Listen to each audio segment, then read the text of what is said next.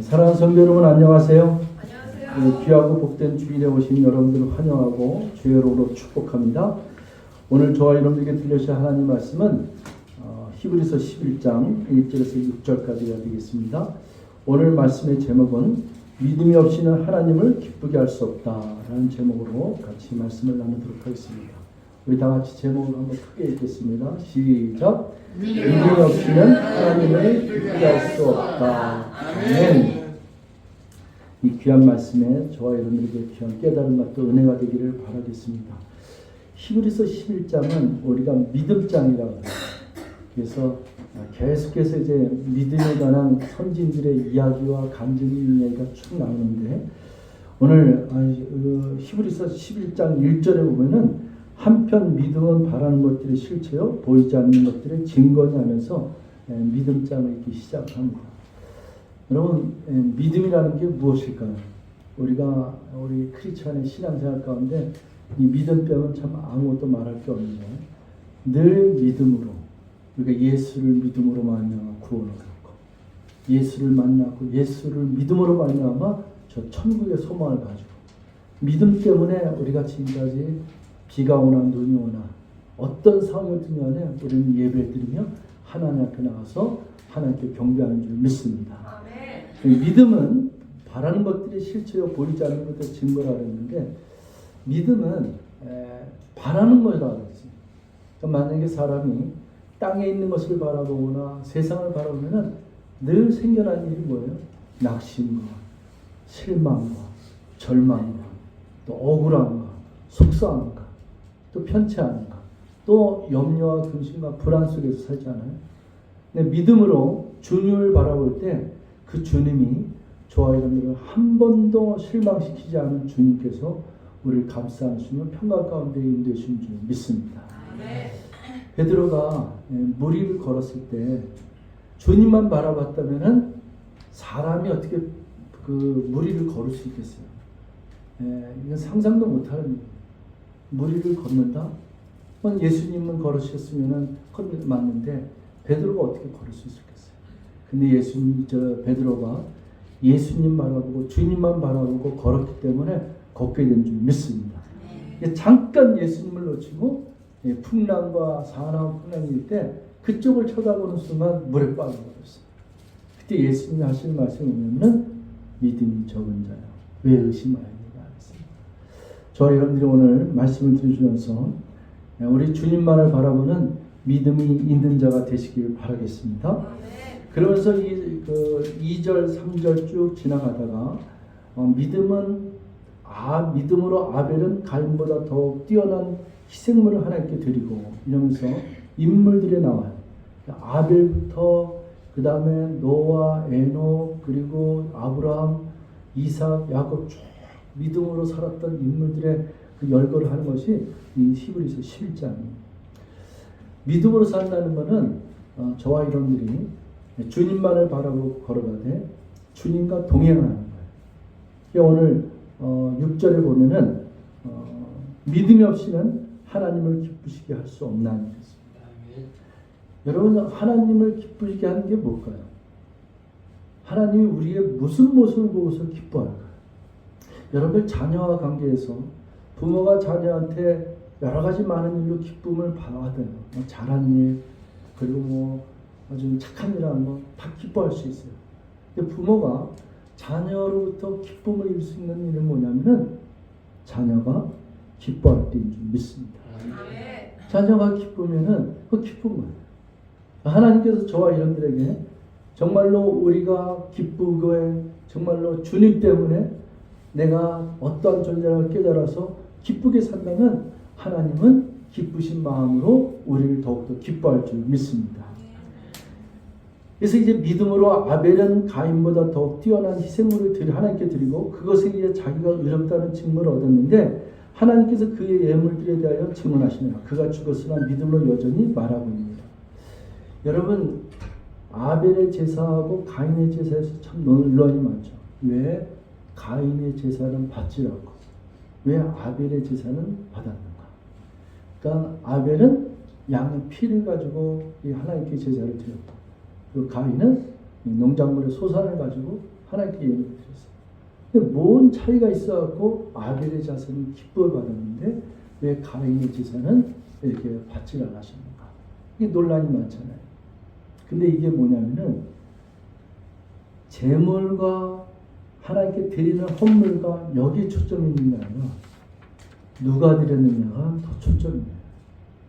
예를 들어서 신앙생활은 자기 멋대로 하고 이 세상의 욕심과 욕망과 땅의 것에 출세하고 있는 데서 쭉 팔려서 신앙생활을 하는데 재물만큼 하나님 앞에 상상 못할 몇 천만 원 갖다 하나님께 드렸다 치면은 하나님께 기뻐하실까? No. 예물의 중요성도 있지만 그것보다는 그 예물을 드린 사람의 초점이 있는 줄 믿습니다. 저와 여러분들이 하나님께서 우리가 드려지는 헌물보다도 저와 여러분들이 이 세상 살아가는 동안에 신앙생활에 주님은 나의 구원자시오, 주님은 나의 목자시오, 나의 방패시오, 주님은 나의 구원의 뿌리시오, 나와 동행하며 주님과 함께 있으면 나는 기쁩니다. 나는 주님과 함께 걸어가는 길, 이것이 나에게 최고의 기쁨이요. 이렇게 말하면서 주님과 손잡고 걸어가는 그 신앙생활의 그 모습이 하나님께서 기뻐하는 줄 믿습니다. 그래서 아벨의 제사를 받아주시고 그가 죽었으나 그 믿음으로 여전히 말하고 있느니라. 이 선지자처럼 얘기하고 있다 그 얘기예요. 그 다음에 이제 우리가 중요시 여길 인물이 5절이에요. 5절 말씀 우리 다 같이 한번 읽겠습니다. 시작. 믿음으로 에녹은 옮겨져서 죽음을 보지 아니하였으니 하나님께서 그를 옮기셨으므로 그를 찾지 못하였느니라. 그는 옮겨지기 전에 하나님을 기쁘게 하였다는 증언을 가졌느니라. 여기에 에녹에 대한 이야기가 나와요. 에녹이 옮겨져서 죽음을 보지 아니하였다 그랬어요. 성경에 죽음을 맛보지 않고 하늘로 올라간 사람이 성경사에는 두 인물이 있는데 에녹이고 그 다음에 엘리야예요. 물론 빌립도 하나님께서 데려가셨다고 그래요. 그래서 정확하게 성령으로 딱 판명된 거는 이제 에녹이고 그 다음에 엘리야인데 사람이 죽음을 맛보지 않고 하늘나라에 올라간다? 이것처럼 복이 어디 있습니까? 근데 이거를 요한복음 11장 25절에서 예수님께서 말씀하셨어요. 예수님께서 말씀하신 게 뭐냐면은 나는 부활이요 생명이 나를 믿는 자는 죽어도 살고 무릇 살아서 나를 믿는 자는 영원히 죽지 아니하리니 죽음을 맛보지 않고 했어요. 만약에 저와 여러분들이 살아있는 동안에 이 신앙생활을 하는데 예수님이 만약에 내일이든 아니면 조만간 가까운 시일 10년, 20년 안에 오시면은 저와 여러분들 이곳에 계신 분들도 죽음을 맛보지 않고 휴거를 당하는 줄 믿습니다. 아멘. 할렐루야. 아멘. 아멘. 그날이 언제 올지 모르지만은 우리가 주님의 은총 가운데 그런 휴거 또는 죽은 자 가운데서 우리가 부활하게 되는 줄 믿습니다. 아멘. 어쨌든 이것을 뭘 얘기하냐면 죽음을 이기신 예수님, 죄와 사망의 권세를 이기신 예수님, 이것을 예표하는 줄 믿습니다. 저와 여러분들이 예수를 믿는다고 하는 것은 사실은 죄와 사망의 권세를 이기고 승리하신 예수님을 본받아서 저와 여러분들도 우리가 사도 신경을 고백하는 것처럼 우리는 죄를 용서해 주시는 것과 또 하나 뭐예요? 몸이 다시 사는 것과 영원히 사는 것을 믿나이다. 이 고백인 줄 믿습니다. 그래서 에녹은 옮겨서 죽음을 보지 아니하였으니 하나님께서 그를 옮기셨기 때문에 사람들이 이 에녹이라는 시체나 에녹에 대해서 찾질 못했어요. 행방불명인 거예요. 찾질 못했다는 거예요. 반드시 하나님께서 데려올려 가셨어요. 그는 올려지기 전에 하나님을 기쁘게 하였다는 증언을 가졌느니라. 이게 뭐냐면은 하나님을 기쁘시게 하였다는 이 증거, 이게 굉장히 귀한 구절이에요. 성경에 딱 이 한 구절 나오거든요. 에녹이 어떻게 해서 하나님께 올려갔을까? 그게 이 구절로 증명돼요. 하나님을 기쁘게 하였다는 이 증언을 가졌느니라. 그렇게 되어 있습니다. 여러분 창세기 우리 5장 21절을 한번 잠깐 보겠습니다. 창세기 5장 21절. 네. 우리 21절부터 24절까지를 좀 읽겠습니다. 21절부터 24절 시작. 에녹은 65세에 무드셀을 낳았고 무드셀을 낳은 후 300년을 하나님과 동행하며 자녀들을 낳았으며 그는 365세를 살았더라. 에녹이 하나님과 동행하더니 하나님이 그를 데려가심으로 세상에 있지 아니하였더라. 그랬습니다. 여러분 여기서 보면요. 65세를 살았더라 그랬어요. 65세를 살면서 누구를 낳냐면 무드셀을 낳고 이렇게 돼 있어요. 그 뒤의 이야기는 300년 동안을 하나님과 동행을 했습니다. 하나님과 동행을 하면서 그 다음에 여기서 하나님과 동행했더니 또 이제 킹제스에서 저희가 갖고 있는 버전은 에녹이 하나님과 걸었으며 이렇게 되어 있어요. 동행이란 말은 걷는다는 표현이 있어요. 우리가 올해 우리 지구촌 선교 표어가 예수님과 함께 예수님과 동행하며 최고의 기쁨을 누리며 살아라 라는 제목으로 우리가 표어를 가지고 지금까지 제가 기쁨에 관한 얘기, 최고의 기쁨을 누리는 것을 강조하면서 여러분들하고 말씀을 좀 나누고 있습니다. 여러분 동행이라고 하는 것은 그냥 저 멀리 떨어져서 가는 게 아니에요. 혹시 여러분들 동행하는 그 기쁨을 좀 누려본 적 있습니까?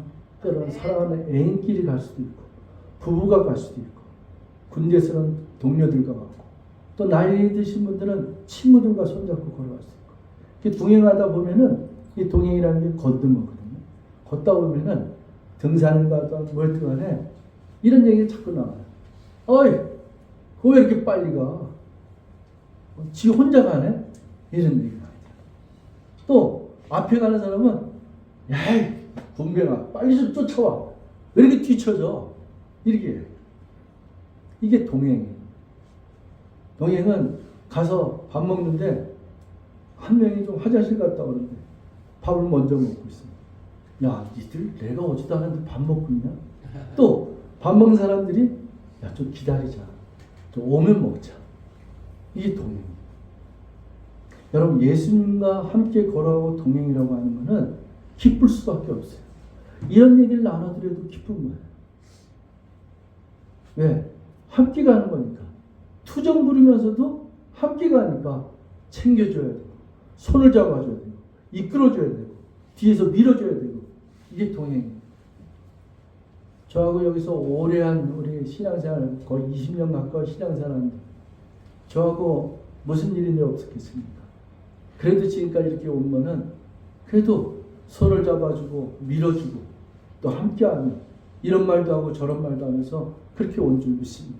이 동행 여러분 제가 이 동행에 대해서 여러분들께 말씀드렸는데 여러분 예수님과 함께 진짜 이 동행의 기쁨을 한번 누려보십시오. 정말 최고입니다. 최고. 아침에 일어나면서부터 근데 최고의 동행으로 느낄 수 있는 것은 뭐냐면 말씀 묵상. 왜? 이 말씀 자체가 뭐다? 예수님이십니다. 말씀이 예수님이시고 이 말씀이 육신화되어서 이 땅에 오신 것이 예수님 아니겠어요? 그러니까 하나님의 말씀을 떠나서는 우리가 한순간도 살 수가 없는 거예요.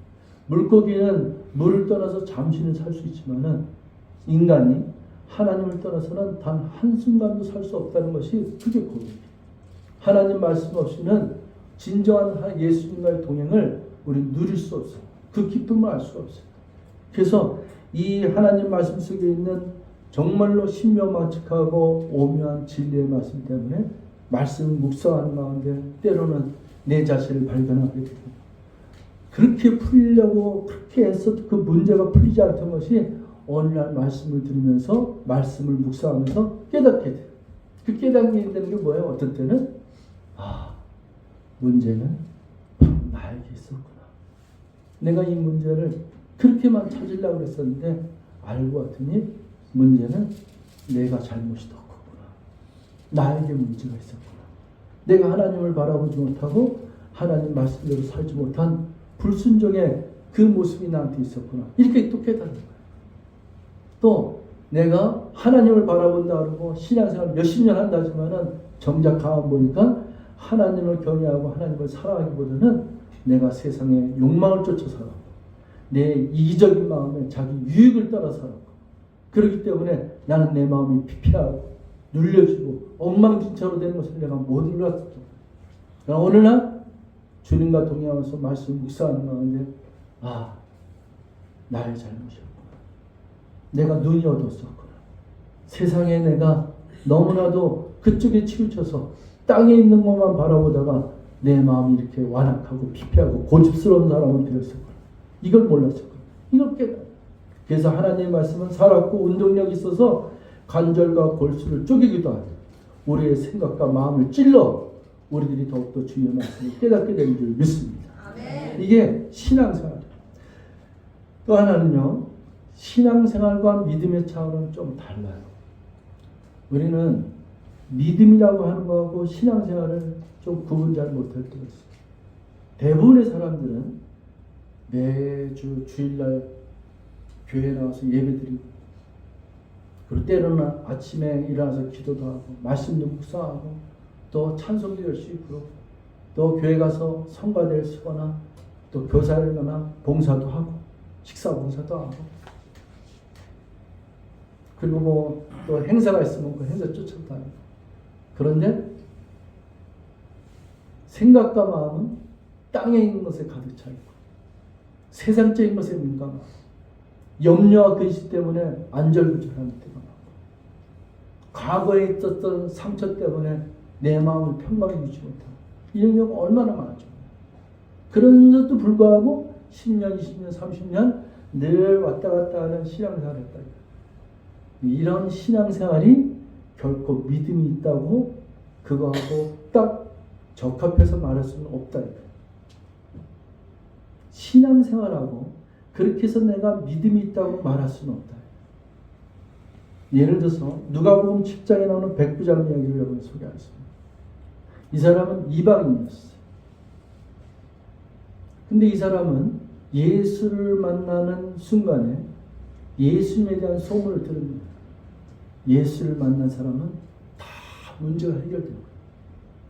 예수를 만난 사람은 귀신이 떠나가고 안진뱅이가 일어나고 눈을 뜨게 되고 다 그랬던 거예요. 이 백부장이 예수를 만나는 순간 뭐라고 했습니까? 자기 하인이 병들어 죽게 됐는데 이 병을 고치기 위해서 백부장은 예수님께 달려옵니다. 그 달려온 도중에 예수님을 만나는 거예요. 예수님한테 예수 다 얘기를 하니까 예수님이 그래 가자. 내가 네 종을 고쳐주겠다. 이 백부장이 뭐래요? 아니요. 그럴 필요 없습니다.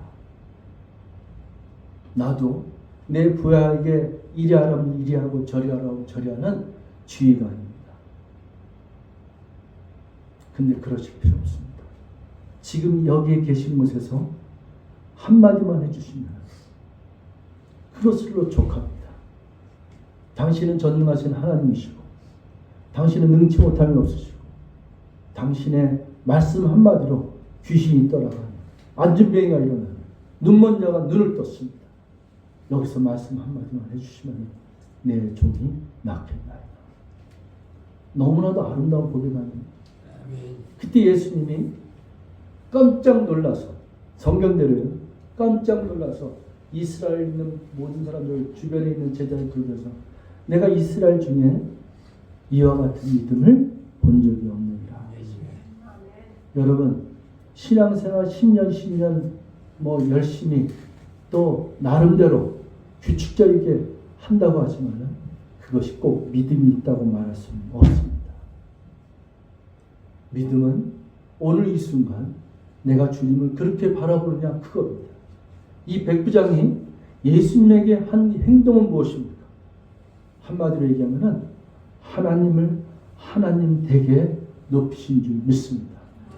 여러분 사람하고 인간관계 속에서도요, 부모와 자식 간에도요, 자녀가 아버지한테 엄마한테 최고의 찬사는 뭐냐면 아버지를 아버지답게 인정해주고 어머니를 어머니답게 인정해주고 학교에서 배우는 학생들이 선생님을 선생님답게 인정해주는 그때가 최고의 예우인 줄 믿습니다. 저와 여러분들이 인생을 사는 동안에 하나님을 어떻게 취급하십니까? 내 인생에서 하나님을 하나님답게 그렇게 인정해드리고 그 고백하는 것이 이 백부장의 고백이에요. 하나님이시기 때문에, 그분이 전능하신 하나님이기 때문에, 귀신이 벌벌 떠는 그 예수님 앞에서 벌벌 떠는 모든 것을 가진 예수님의 이름에 그 권세를 가지신 분이라고 믿었기 때문에 당신께서 말씀 한마디만 해주시면 내 종이 낫겠나이다. 이게 진짜 믿음의 고백이에요. 왜? 전우주를 창조할 때도 Let there be light. 빛이 있으라면 빛이 있었던 것처럼 주님께서 예수께서 말씀만 하시면은 귀신아 입 닥쳐라 할 때 입이 닥쳤던 것처럼 하나님을 하나님답게 인정하는 것이 그것이 믿음인 줄 믿습니다. 우리는 때로는 그냥 내 할 일만 이렇게 잘하면 되고 또 공동체 생활에서 또 때로는 이렇게 봉사도 하고 움직이기도 하고 규칙적으로 주일날만 되면 예배 드리는 것과 나의 믿음 생활이 똑같다고 생각할 때가 많습니다. 그렇지 않아요. 이 믿음 생활의 그 페이스는 굉장히 중요한 거고 그건 비가 오나 눈이 오나 해야 되는 것이고 그 가운데 우리들의 진정한 믿음은 내가 어느 곳에 있든지 언제 있든지 내가 바라보는 주님, 내가 믿는 주님, 내가 예배하며 찬송하며 기뻐하며 찬송하며 감사의 제사를 드리는 나의 마음속에 그 하나님은 주님은 나의 목자시오.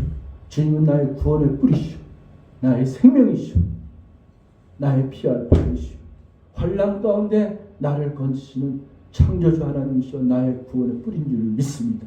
이 고백을 드려야 될 줄 믿습니다. 6절 말씀이에요. 그러나 믿음이 없이는 하나님을 기쁘게 할 수 없는 그분께 가는 자는 반드시 그분께서 계시다는 것과 또 그분께서 부지런히 자신을 찾는 자들에게 보상해 주는 분이시라는 것을 믿어야 하느니라. 여러분 믿음이 없이는 하나님을 기쁘게 할 수 없다. 이게 아까 그거랑 똑같다. 믿음으로 하나님을 바라보는 하나님을 인정하는 그 모습 가운데 하나님이 기뻐하십니다.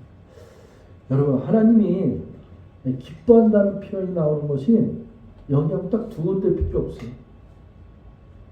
여기 지금 이 에녹의 이 장면하고 또 하나는 예수님이 요단강에서 침례받고 올라오실 때 하늘문이 열리고 그리고서 또 예수님을 바라볼 때 하나님이 소리가 있어 가로되 You are my beloved son, You are my delight. 너는 나의 사랑하는 아들이요 너는 나의 기쁨이다 이렇게 하시고 두 군데밖에 없어요. 대부분은 다 하나님이 우리를 위해서 기뻐합니다. 하나님이 다 자녀를 위해서 기뻐하는 거예요.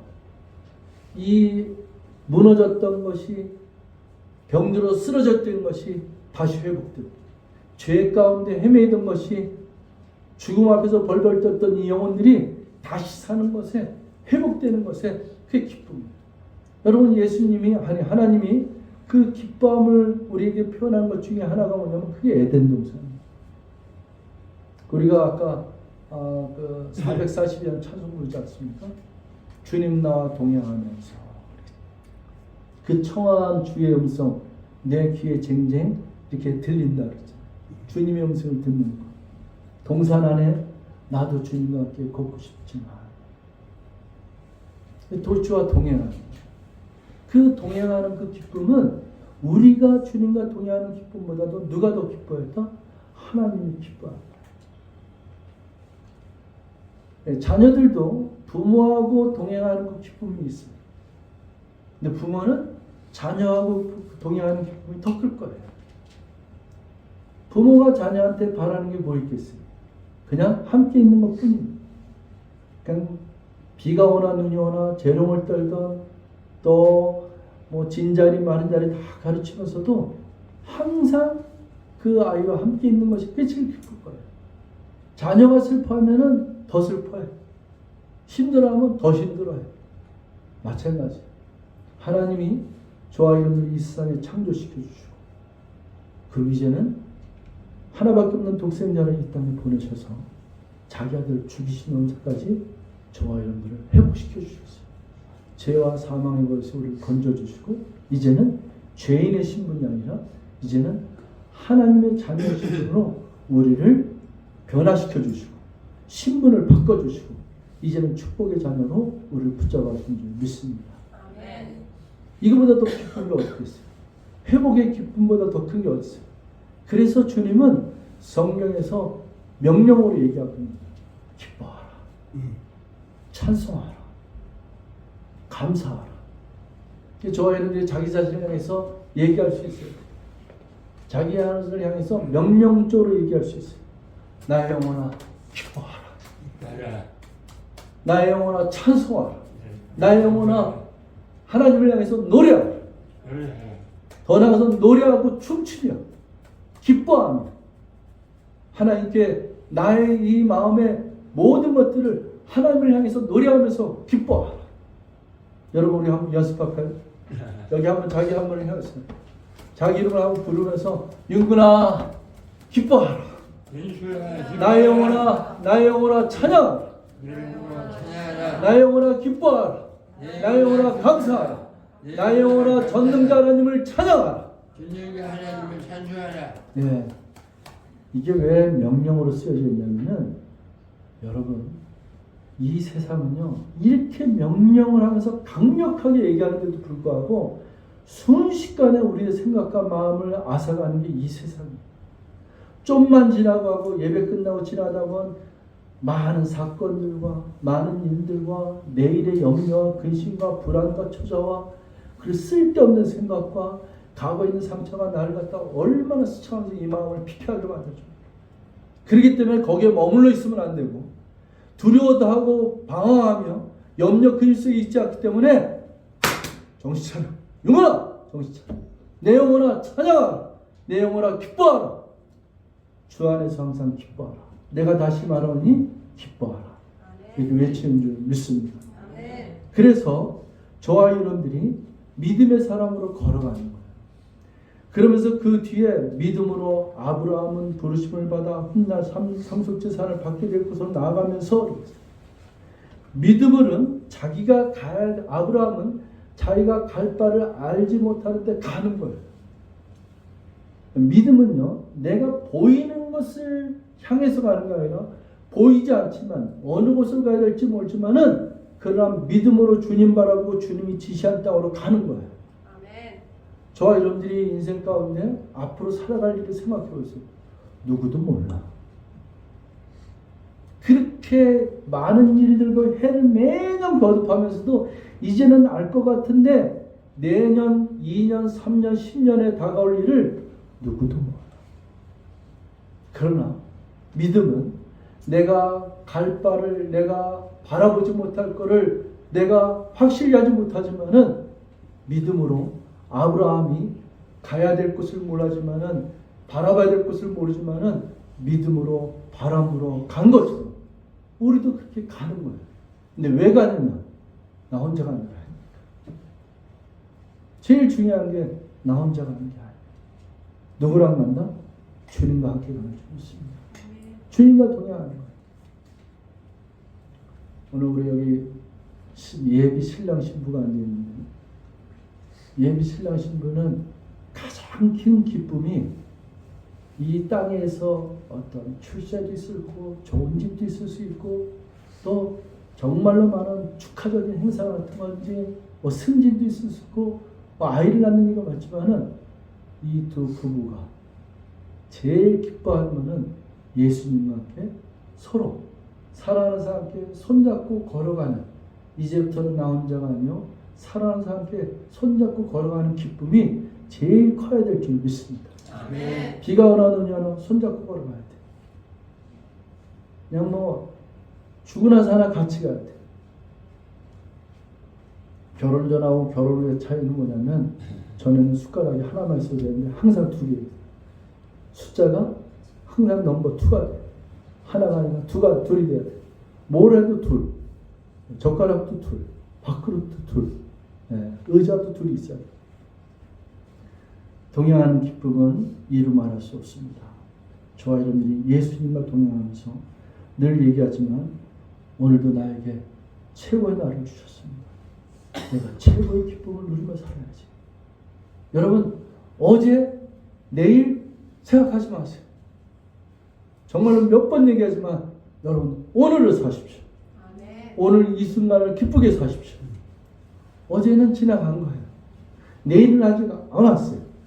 지나간 것을 후회하고 속상해하고 상처 때문에 내가 머리를 쥐 흔든들 해결되는 건 없어요. 아직 다가오지 않는 미래를 향해서 불안하고 염려를 100만 번 한들 해결되지 않아요. 중요한 건 이 순간, 오늘은 좀 있습니다. 오늘 여러분 예수님과 동행한 예수님 때문에 그분을 위해서, 그분을 기쁘게 해드리기 위해서 오늘 최고의 기쁨을 누리는 저와 여러분이 되시기를 주로 축원드리겠습니다. 기도하시겠습니다. 사랑의 하나님 고맙습니다. 주님의 은혜가 감사합니다. 전에는 멸망의 길로 지옥불로 떨어질 수밖에 없는 죄인이었지만 예수 그리스도의 십자가의 보혈의 은총으로 말미암아 이제는 죄와 사망의 권세를 이기고 영원히 멸망하지 않는 영원한 생명을 선물로 받고 주님과 동행하는 하나님의 자녀의 식구이 된 것을 기뻐합니다. 감사합니다. 예수님과 동행하며 최고의 기쁨을 누리며 하루하루 주님과 함께 걸어가게 도와주시옵소서. 성령님 이끌어 주시옵소서. 예수님의 이름으로 기도했습니다. 아멘.